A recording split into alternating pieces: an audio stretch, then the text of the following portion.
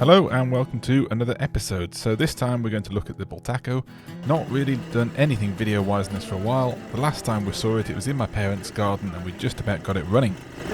As you can tell, it's whisper quiet. Doctor, are you sure it's on? I can't hear a thing. It's whisper quiet! So since then I've done some tinkering about, as we'll see in this video. First things first, I've put a new tank on. Right, so here it is, the new tank on. I say new, it's not new, obviously it's quite tatty, but I don't think it leaks, which is a bit of a step up from the old one. But one question remains, is it any easier to start than it was before? Well, let's see.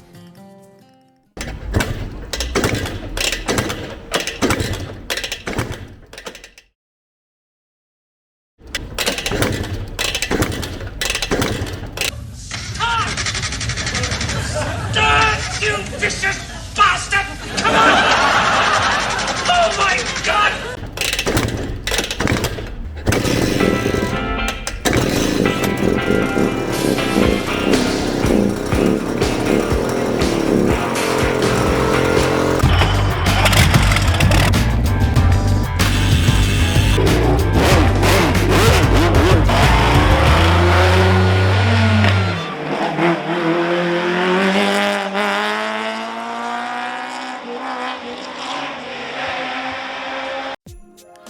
So the first thing I did was to change the chain and sprockets. They're pretty old, pretty worn, and they really needed doing. Right, so here is the split link on the chain here. So it's always like a C shape where the closed end should point forwards, just so that there's no way of, as the chain goes round, it catches on something and flies off and then your chain comes into two. And what we need to do is sort of prise this C section apart so it'll unclip over there. So I think I should be able to do it with this big flathead screwdriver here. There we go. And then there we go, lift that off. Let's see, there we go, that one's off. And then there we go, chain is now in two nice easy pieces. Well, so I've got a split link and then got one piece of chain, but it's now no longer a closed loop, so it should unravel nicely from here. Chain lube assembly here, you undo that screw just a little bit and it lets out from underneath that little dribbler there, just drips oil onto the chain slowly just to keep it nice and lubricated when the chain gets wet. Kickstart and magneto cover taken off, it was now time to change the front sprocket. Oh, here's my new sprocket, should slide on just nicely. There we go. Pretty much spot on. I think the chain will just about clear the kickstart shaft. You can go a bit bigger than this one, I think, so it should be alright, I think. With the new rear sprocket fitted, it was now time to work out how many links I need to take off the chain to make it about the right length. I don't want to go too short here because it's impossible to add more links on without adding another master link, and that's a weak point, so I want to make sure I go only as short as I need to.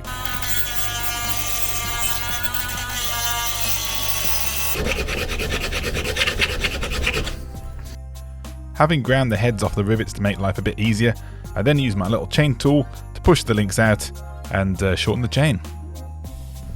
Tighten this using my lovely old Fiat spanner that used to be my granddad's. It's quite a cute little tool, nicely made as well. I hold this in the vise rather than using my hands, because why not? And then in theory, just tighten this pin down on the link and hopefully that'll be enough. I've already ground the head off, so it's all just about pushing the link through the bottom. It's not gone super tight, so I'm assuming that's moving it. But I've also not seen it drop at the bottom yet, so who knows. Nice! We have a link. Oh, there you can see that. Excellent. I've shortened the chain by one full link. That should be a good place to start. It might need shortening a bit more, but it's always better to start off a little bit less so. The next step was to make sure that I snapped my fingers in the pliers. That was fun. So let's just put this.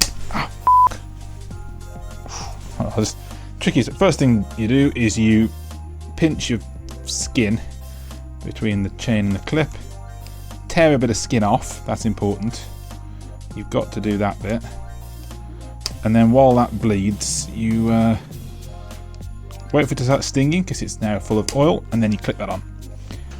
Alright, so with the chain on, the blood blister in my finger popped with a knife like you do, time to get this here cover back on.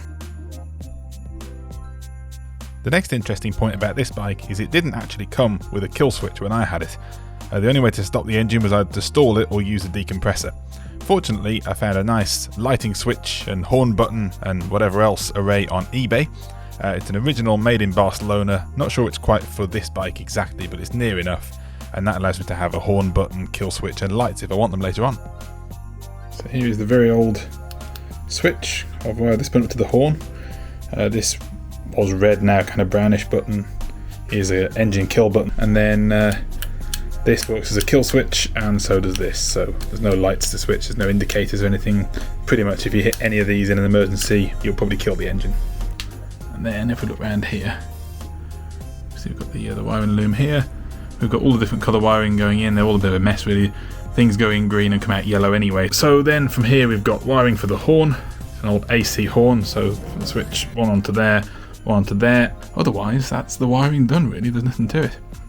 All we've got is ignition wiring, a ground, and it's meant for the lights but it'll power the horn as well. That's it. Not that you can really hear the horn over the engine anyway. Next up we went to the Stafford Classic Bike Show and I bought a few bits, the main thing being a new set of handlebars. They're more of a trial style rather than the motocross bars that were on before, and they're aluminium so they should polish up quite nicely. Of course I wasn't going to use the old grips off the old handlebars, I might as well get some new ones anyway. Right, so we've got the two grips here, and as you can see the hole on one here is a bit bigger than the one here, so the big one goes over the throttle because that's the handlebar with the throttle slider over the top of it, and this one just goes straight onto the handlebar on the clutch side. What I'm going to do, I'm going to use some contact adhesive, the sort of stuff that you normally, if you want to stick things together, you put some on both sides, you leave it to go a little bit tacky, and then you push them together and hold them together for a few minutes, and then it's never coming off. If you expose it to oxygen like that, then it will go solid. What you can do is just put a bit inside the grip as a lubricant to slide it on, and then it won't go anywhere near as solid as if you'd left it to go tacky, so you will be able to get them off one day, but it will kind of hold them in place. If you use fairy liquid it can be good, but then you end up with grips that want to slide while you're riding, and that's no good. So, right, so clutch side, got my glue, got my grips. Oh, the glue's already oozing out. Shit.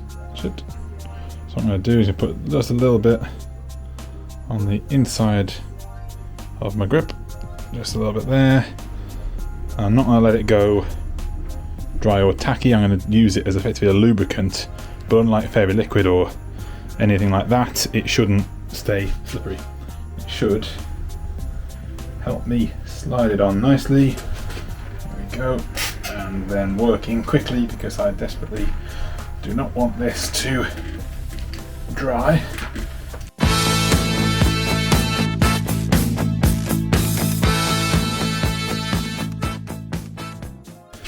Nice and evenly. The end of the metal's there, so it's on as far as it needs to go. So I make sure it's all on nice and straight. Right, now time to do the throttle side. This time I'm not going to put the glue in the grips because I can imagine that going underneath the throttle and then kind of jamming it. I'm going to put a little bit of glue on the slidey bit of the throttle, and the fact it's got Amal, the brand, kind of embossed in it, gives it a nice bit of friction that I'm sure will make it a bit of a pain to get the grips on. Let's see how we go anyway.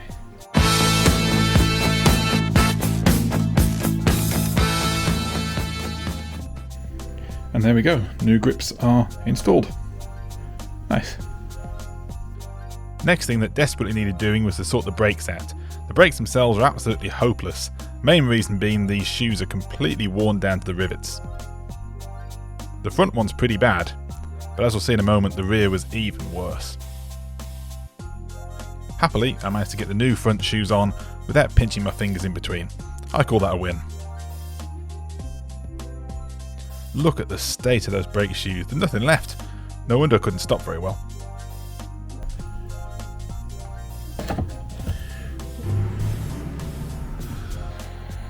Problem with these ones, they did not want to come off anywhere near as nicely as the front. I had to get the blowtorch and a load of ingenuity and various tricks just to get them off.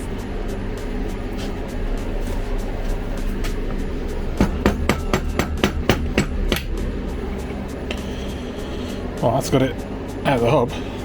It's still stuck to the stud. Ah, my foot!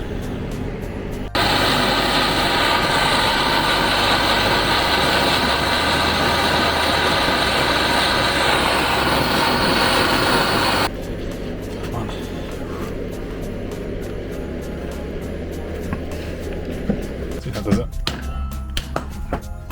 Shit.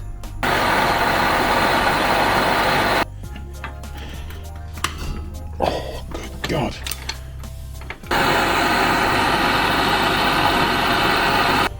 Gotcha. Haha. Yeah.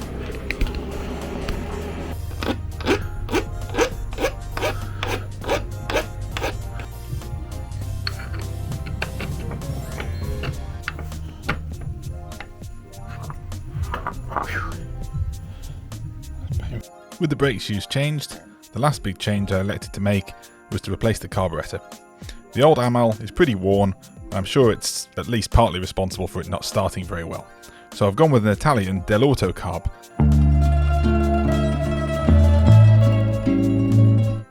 Dellorto have a good reputation anyway, but this carb's got some modern features that the Amal didn't have. The main thing compared to this old Amal that I'm getting rid of is that it's got a choke. The Amal hadn't got a choke, it's a tickler. You press the tickler down, that pushes the float down, so you get more fuel going to the bowl and you effectively richen the mixture for starting. But you can't really control it all that well.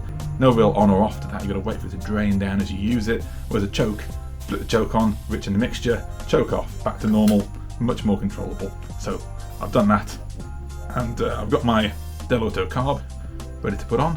A few adapters I'll have to sort of fiddle with a little bit just to make sure they fit properly, but otherwise it looks pretty good. So let's have a look at that. When I first attached the Dellorto carb to the existing manifold, first thing I noticed was it's touching the exhaust, and that's no good. Kindly, the folks at InMotion sent me out a manifold from a newer Bultaco, which rather than having a flange mount, it's a push-on mount, and also angles it away from the exhaust, so that's brilliant. This is the manifold off a newer Bultaco. Put a bit of grease on the back there just so it'll seal better onto the gasket on the barrel.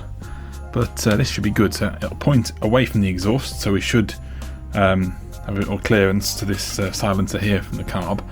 And also it's a push fit. The folks at InMotion Bultaco were kind enough to put the right adapter on as well, so that'll fit straight onto the carb. So no need for iffy screw-on adapters, it'll just go straight on. Brilliant. New carb on. This has a nice choke on it, unlike the old Amal. Manifold, lovely there, just to push fit onto the carb, put a little hose clip on there, nice and tight. Right, and that's that. Unfortunately, as soon as I turned the fuel on, it became clear that there was a crack in the bowl of the carb. Never mind.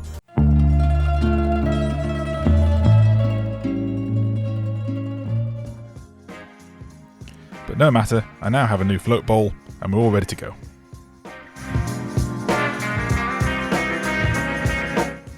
In the next episode, we'll see if we can get the bike running properly, and I spend far too much money on what might be the rarest part I've ever come across for an old bike.